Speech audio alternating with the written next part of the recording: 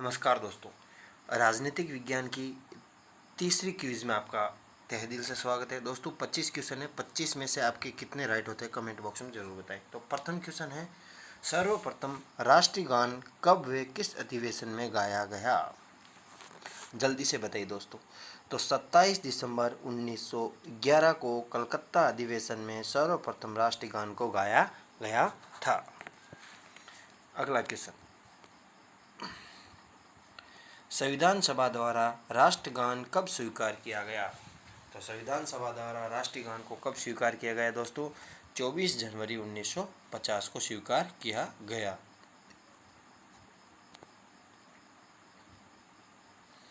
अगला क्वेश्चन है दोस्तों, सर्वप्रथम राष्ट्रगीत को कब गाया गया? तो राष्ट्रगीत को सर्वप्रथम कब गाया गया दोस्तों? तो ये गाया गया 1896 में, 1896 ईस्वी में। अगला क्वेश्चन, दो राष्ट्रों के मध्य कूटनीतिज्ञ शिष्टाचार के नियम क्या कहलाते हैं? तो दोस्तों दो देशों के मध्य कूटनीतिज्ञ शिष्टाचार के नियम क्या कहलाते हैं? प्रोटोकॉल कहलाते हैं। क्या कहलाते हैं? प्रोटोकॉल कहलाते हैं। अगला क्वेश्चन है दोस्तों, राज्य के नीति निर्देशक तत्व भारत में कहाँ लागू होते हैं? तो दोस्तों पहले क्वेश्चन पूछा जाता है कि राज्य के नीति निर्देशक तत्व भारत में कहाँ लागू नहीं होते। तो दोस्तों भारत में कहाँ लागू नहीं होते थे? जम्मू कश्मीर में लागू नहीं होते थे, लेकिन जम्मू कश्मीर को अभी यूटी यानी केंद्र शासित प्रदेश बना दिया गया है और विशेष राज्य का दर्जा छीन लिया गया है। इसलिए अब जम्मू कश्मीर, मिजोरम, दिल्ली यानी इसमें ऑप्शन से राइट होगा। 28 राज्यों और 8 यूटी यानी सभी जगह हैं और राज्य के नीति निर्देशक तत्व लागू होते हैं। तो ऑप्शन नंबर से इसमें राइट होगा, क्योंकि 28 राज्यों में जम्मू कश्मीर यानी 28 राज्यों में तो मिजोरम और जम्मू कश्मीर और यूटी है वो दिल्ली है, ये दोनों हैं जो को यूटी में आ जाते हैं और 28 राज्य है, यहाँ सभी में लागू होते हैं नीति निर्देशक तत्व। अगला क्वेश्चन, देश में आपातकाल अब तक कितनी बार लागू हुआ है? तो दोस्तों कब कब आपातकाल लागू हुआ है कमेंट बॉक्स में ज़रूर बताएं कि कब कब आपातकाल भारत में लागू हुआ है। तो 3 बार है वो आपातकाल भारत में लागू हुआ है और दोस्तों इसकी डेट आपको यदि पता हो तो कमेंट बॉक्स में ज़रूर बताएं। अगला क्वेश्चन, यदि कोई उम्मीदवार कुल वैध मतों का कितना मत प्राप्त नहीं करता है तो जमानत जब्त कर ली जाती है? तो दोस्तों 1/6 मत प्राप्त नहीं करता है तो कुल मतों का 1/6 मत प्राप्त नहीं करता है तो उसकी जमानत क्या हो जाती है? जब्त हो जाती है। अगला क्वेश्चन, राज्यों के मध्य उत्पन्न विवाद की जांच करने तथा निपटाने के लिए कौन कार्य करता है? तो दो राज्यों के मध्य जो भी उत्पन्न विवाद होता है और उसकी जांच करने और उसकी समस्या को सुलझाने के लिए अंतर राज्य परिषद है वो कार्य करती है। अगला क्वेश्चन, वर्तमान में संघ सूची में कितने विषय हैं? तो दोस्तों वर्तमान में संघ सूची में 100 विषय, कितने विषय हैं? 100 विषय हैं। अगला क्वेश्चन है दोस्तों, वर्तमान में समवर्ती सूची में कितने विषय हैं? तो दोस्तों वर्तमान में समवर्ती सूची में कितने विषय हैं? जल्दी से बताइए। तो दोस्तों 52 विषय हैं वर्तमान में समवर्ती सूची में हैं। अगला क्वेश्चन, वर्तमान में राज्य सूची में कितने विषय हैं? तो 61 है वो राज्य सूची में विषय हैं। अब दोस्तों आपको बताना है कि पहले यानी जब हमारा संविधान लागू हुआ था उस समय संघ सूची में कितने विषय थे, समवर्ती सूची में कितने विषय थे और राज्य सूची में कितने विषय थे।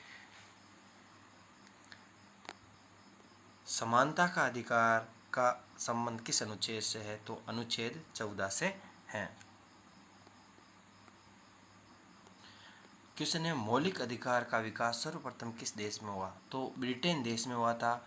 तो दोस्तों क्वेश्चन अच्छी तरह पढ़ ले, मौलिक अधिकारों का विकास सर्वप्रथम किस देश में हुआ? ब्रिटेन में।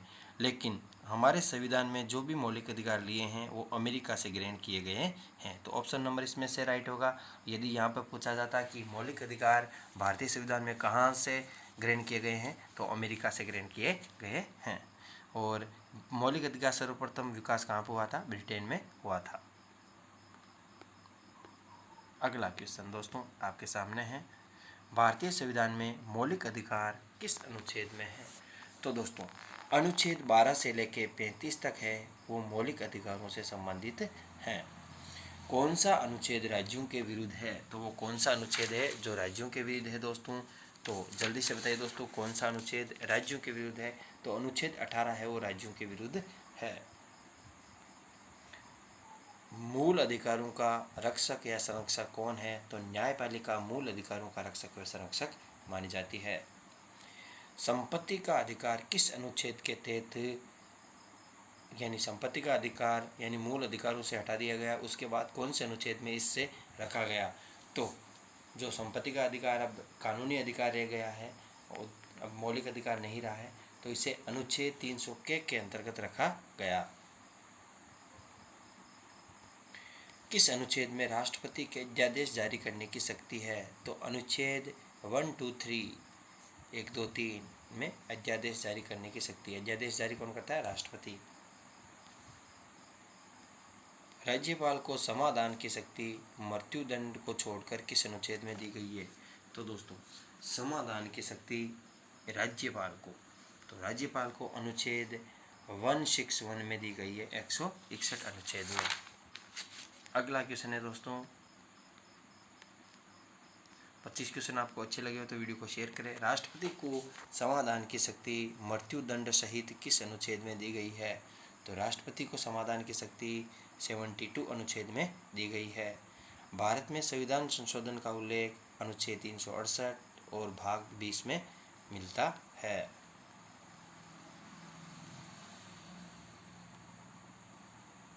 अगला क्वेश्चन है दोस्तों, क्या संविधान संशोधन विधेयक हेतु संयुक्त अधिवेशन बुला सकते हैं?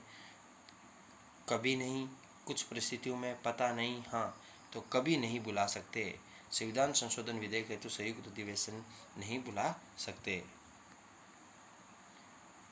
किस अनुच्छेद में संचित निधि का उल्लेख है? तो दोस्तों किस अनुच्छेद में संचित निधि का उल्लेख है? 266 1 यानी 266 1 या 266 के में संचित निधि का उल्लेख है।